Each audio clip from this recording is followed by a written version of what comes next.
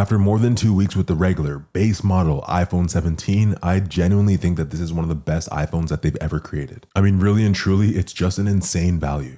So the price again starts at $799, but what's cool about this year is that it actually has 256 gigs of storage to start. And if I'm not mistaken, it's another $200 if you want the 512 gig version, but I think if you have iCloud, you should be fine. Now looking at the body, it is the same as last year, but it's actually received some pretty significant upgrades. On the front, we've now got a 6.3-inch Super Retina XDR display capable of up to 3000 nits of brightness. So even though the body size is the same, the display is actually grown by 0.2 inches due to thinner bezels. And I know you're probably thinking 0.2 inches, who cares? But honestly, it is a noticeable difference when you pick the phone up. And in addition to that, something completely brand new on the base model iPhones this year is that they now have the 120 Hz ProMotion display as well as an anti-reflective coating. And as someone who's gone with the Pro Max every year since iPhone 12, I thought it would take me a while to get adjusted to this smaller screen, but it's actually just a lot more comfortable to hold in different orientations, and honestly, everything just looks sharp. And it's also been awesome for mobile gaming as well, so I've been crushing a ton of Destiny Rising and Clash Royale Merge Tactics and have zero complaints. Everything is smooth, the colors are super vibrant, and everything just fits on display very nicely. Another cool update to this display is that Apple's given it the Ceramic Shield 2, which makes it actually 3 times more scratch resistant than the iPhone 16 Pro of last year. And because of that, I've intentionally just been throwing this thing in any pocket. I don't care if my keys are in there,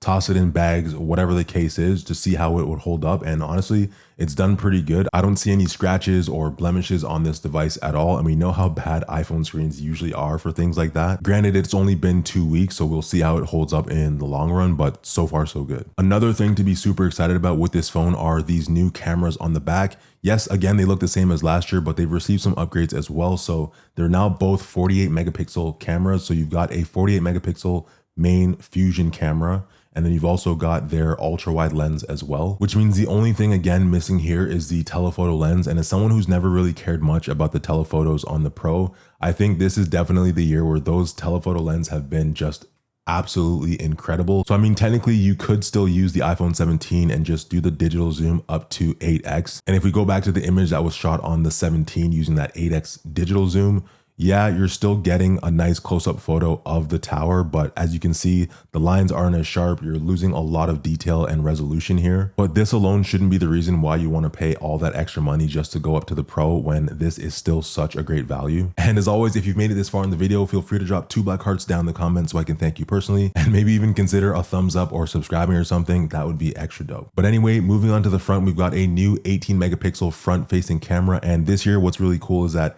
it doesn't matter which iPhone you buy, they all receive the exact same upgrade. And honestly, that new lens has been an absolute game changer. I know that that's a phrase that gets definitely overused in the tech space these days, but there's really no other way to describe this. Hopefully you guys can hear me, but I think one of my favorite things about the iPhone this year, especially the iPhone 17, the fact that this comes on the base model, is this right here. So I'm actually recording with my phone vertically using the front camera, and it's perfect for horizontal content like YouTube, just like this.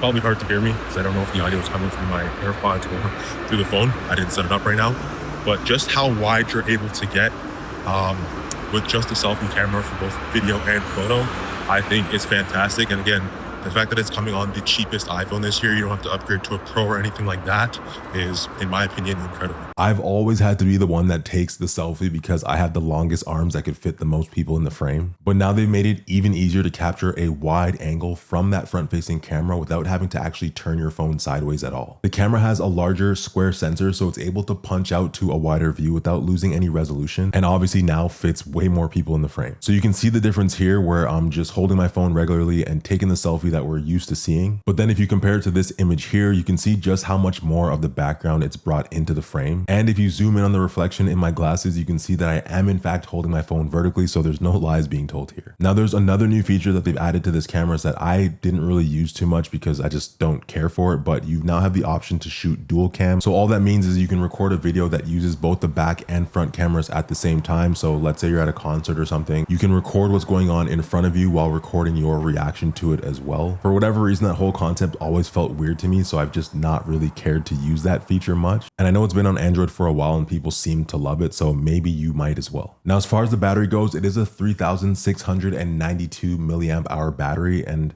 you know, that's kind of small by today's standards. I feel like on average these days, most phones have at least 4,000 milliamp hours. And on Apple's website, they report the iPhone 17 as having a battery life of 30 hours video playback. And I hate that they report their battery life time in such a way. Like, talking about how long a battery takes to die when it's just straight video playback doesn't really make sense, because there are other things at play when you use your phone throughout the day. Connected to Wi-Fi, you're connected to a cellular network, you're in and out of apps, you're recording videos, you're doing this, you're doing that. So I imagine that when they get that 30 hours of video playback, they just have it set up to do that and only that. So it's not at all a fair representation. Like, do not expect to get 30 hours of use on this phone. It's just not gonna happen. So typically when I'm taking this off the charger at around 7 a.m., 100%, I'll get to maybe 4 or 5 p.m. in the day and have about 20% battery left. They also call it all day battery life, so it kind of depends on what your definition of all day is. But if you consider all day to be like your entire school day or your entire work day,